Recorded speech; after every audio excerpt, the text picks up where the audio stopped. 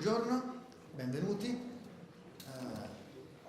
Sono felice di vedervi numerosi questa mattina a Venezia, anche se il clima non è stato così favorevole, a volte capita. Io porto i saluti anche del Consiglio nazionale degli psicologi e ovviamente dell'Ordine del Veneto che ha organizzato questo evento. Due parole di introduzione, ma non di più, perché la giornata sarà densa, ricca, importante e giustamente faticosa, di quella fatica che ci fa crescere come categoria. Il tema di oggi è estremamente delicato. È un tema che va affrontato con il giusto approfondimento e, come dice anche la locandina del convegno, senza sensazionalismi. Il tema non si presta a un'eccessiva enfasi, ma a riflessione e approfondimento. Qui si tratta anche di accompagnamento di tante persone, quindi necessariamente di un lavoro che deve essere svolto sul territorio. Un lavoro che deve essere svolto sul territorio significa avere una comunità di professionisti pronti, formati, capaci di affrontare le situazioni anche più critiche, ed è per questo che noi cerchiamo di avere quante più persone raggiunte da questi eventi, formate e che possano intervenire.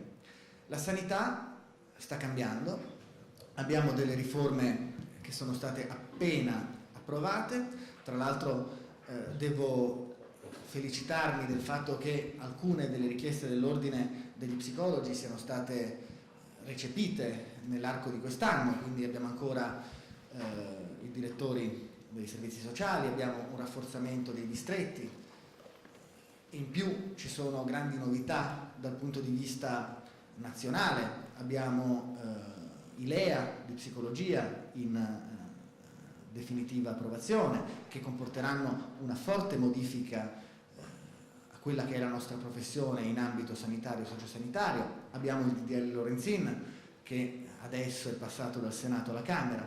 Insomma, la nostra professione e il modo in cui noi andremo a declinarla in futuro è ancora da definire.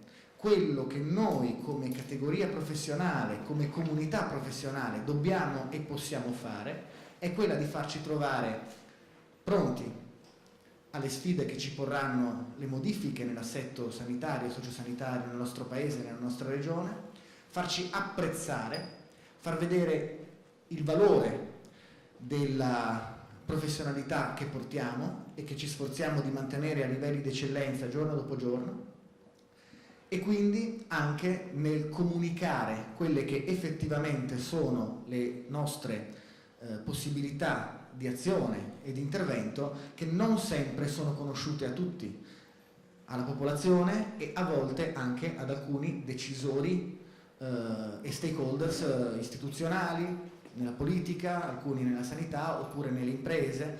Troppe volte mi viene chiesto: ma questa è una cosa che possono fare gli psicologi?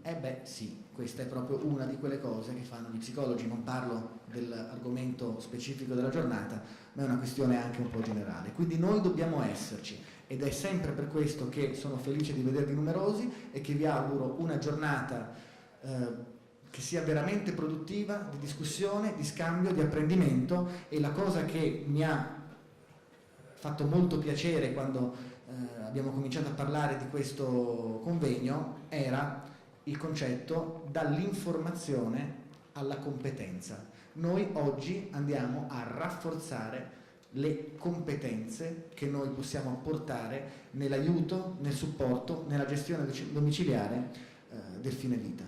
Quindi grazie ancora, buona giornata e buon lavoro.